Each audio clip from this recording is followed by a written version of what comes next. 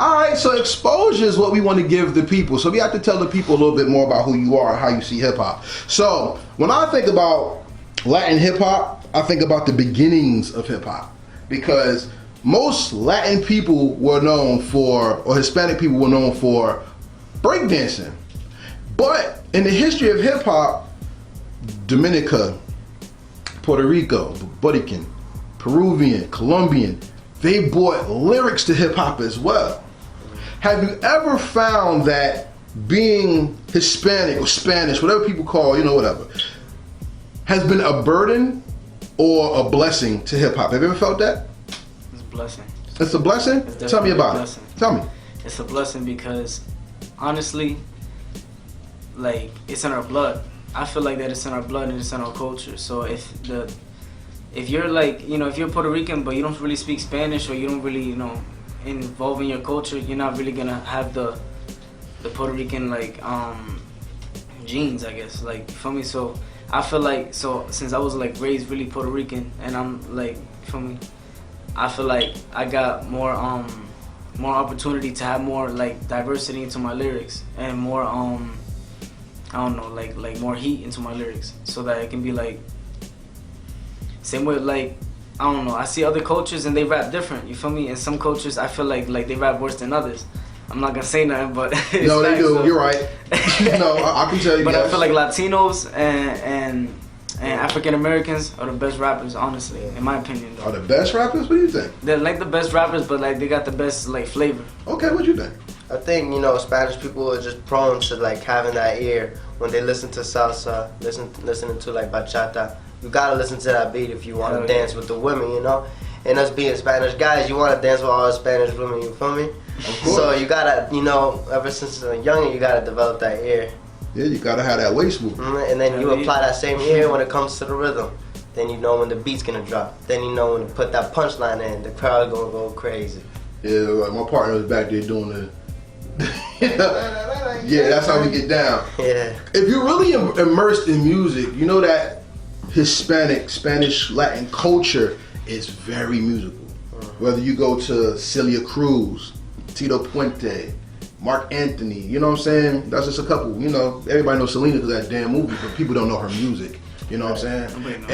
And when you really listen to the music, that culture is very rich in slavery, love, nature, excitement, hard times, overcoming struggle, and they dance the struggle away.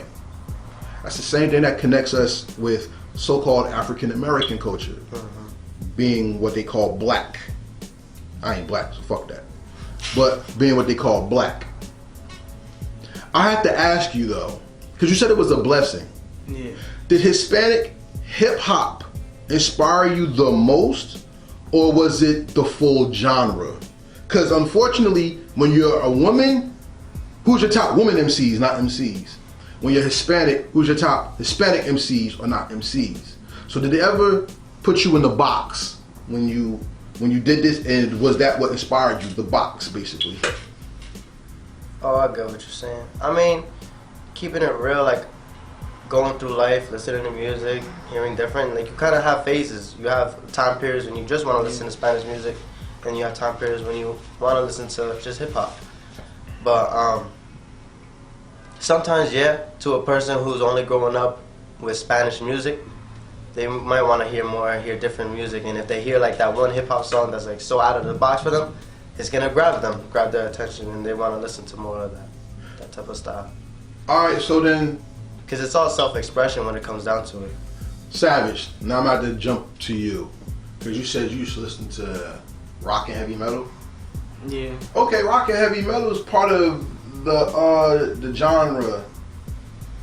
But I used to listen to way more like Latino music, like bachata, salsa, all that shit, reggaeton. But my point is that's great because that blends your ear. See, when you only listen to one type of music, your ear is undeveloped, I'll say.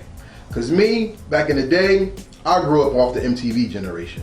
So I know about Debbie Gibson, Belinda Carlisle, Sting, but also know about Michael Jackson, Whitney Houston, Motown, you know what I'm saying? And then in the 90s, we had the grunge period. So Nirvana was the shit. You know what I'm saying? So you had to have the balls to listen to different genres and be the weird person when you listen to music. Yeah. People are like, you listen to that? What the fuck you listen to that for? You know what I'm talking about, right? Hell yeah. But as now being an artist, how did that benefit you? Maybe diverse. Oh, it's amazing. You know, you get so many new ideas. It makes you feel like more creative. It's more inspiration. You know what I mean? It's like the paint wave. The people who paint the ways for upcoming artists. You know? Yeah, because I mean, I was just Awesome. at the BTS concert. Now listen, I didn't pay for my ticket, all right? And I'm not saying that as a I was working, of course. But BTS showed me something I've never seen live before. You know what BTS is? BTS is a K-pop boy band. And they rap and sing. Okay. And every young lady in the crowd went bananas. Why? Because these little motherfuckers shook a foot on a stage and it was on camera. They would just look in the crowd, and I guess they were cute to them, so they just screamed. What it showed me was when you make good music, your music travels across all nations, all ethnicities. It kills all boundaries, and it brings people together in joy. What is the best part about making music to both of you? The message. Okay. The message to, like, you know, bring the same message that the last rappers before us and ahead of us is going to put out. To come together, live together, stop the war, stop the poverty, stop the drugs. One love. That's what I've been saying since day one. So I'm going to say it till I'm in the basket, man. Okay, and watch it. No, what I love about making music is that it's like an escape from reality. Like, it's like you wanna let all this pain out, so you just go and make a song about it. You feel me? So like, you know, for me it's like it's a way to, like, you feel me, deal with problems, and at the same time it's lit to you know, to hear your song, like somebody bumping that, or somebody talking about your song, like, and they don't even know it's you. You know what I mean? Like, it's just crazy. Like, so what I like about making music is also about, you know, giving people a new sound. Like, because the thing is that you turn on the radio and you hear all this shit, and they always repeat the radio and repeat, and then you hear one of my songs, right? I'm not trying to say like that my songs are popping or nothing, but they could, at least one of my songs could easily be on the radio, like playing, and you'll think that that's like, oh shit, that shit hard, like, you know what I mean? Like, so like I like giving people a new sound, and you know what I mean? Like, I hope to be able to bring it out there like that. No, you will, because the game is in your hands now more than it was before. See, before, who had a camera? And then when you had a camera, you had this big ass computer on your shoulder that took VHS tapes. You know what I'm saying? So now it's compact, and you even got computers in your hands, your phones. You know what I'm saying? So no, you can do whatever you want, and you will be successful. But it takes something that most people in your age don't have, and it's, like you said, exposure. But not physical exposure, it's mental exposure as well. We're gonna talk about some of that later in the interview, but what I wanna focus on is the box, once again, is what people get. When I think of Hispanic hip hop, I think about No Panties. I think about Pun. I think about Joel, Chris Rivers. I think about who's my man with Sean Price, yo? Oh, my man from the Wastelands with Mike Geronimo. Shit. It'll come to mind later. I apologize, because you know he was a great MC actually. And when you think about those MCs, bar heavy was the style.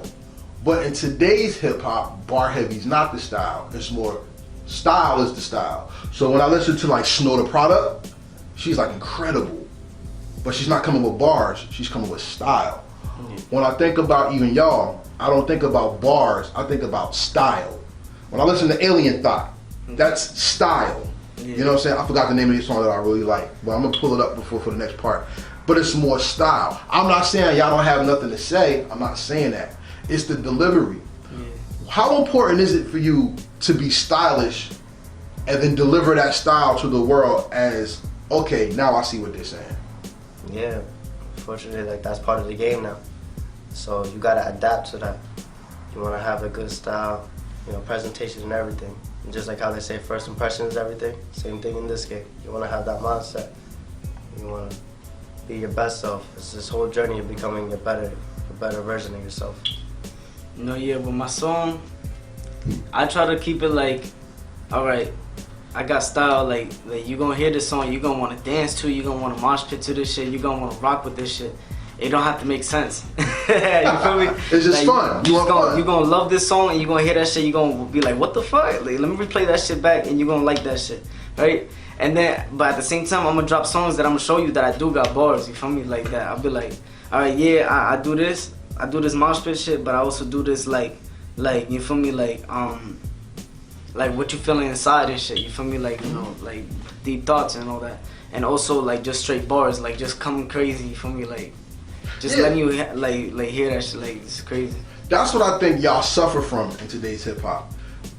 In the past, they had people who did who worked with the artists. Yeah. It was more structured.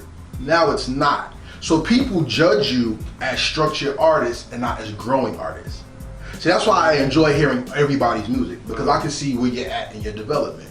Like back in the day, you had artist development camps. So like Redman, 50 Cent, none of them, they couldn't come out initially. They had to be put through the battles, put through the ringer, put through the how to structure a song, and then they came out. If you remember, y'all know The Game, of course, right? When The Game first came out, he sounded like Lloyd Banks.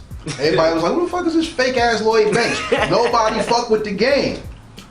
But through the artist development, Hate It or Love It came out. And he was like, oh, this hot. Yeah.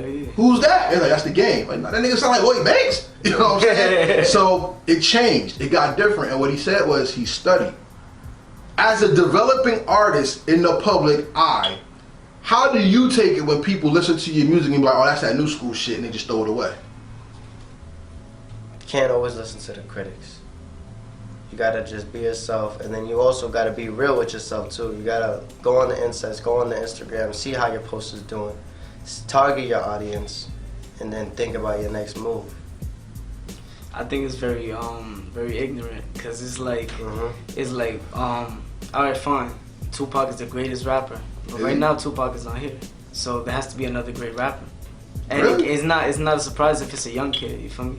Or if it's like a 20-year-old. It doesn't have to be, you feel me? It doesn't have to be Tupac's age to be the best rapper, you feel me? Really? The thing is that you just gotta have the delivery. And now that hip hop has changed, you don't even have to do much to be the greatest rapper. You just gotta be nice with it. You just gotta have everybody's attention. And that's my point. I'm gonna put that in the next part of the interview, because you just brought up a lot of. That was dope.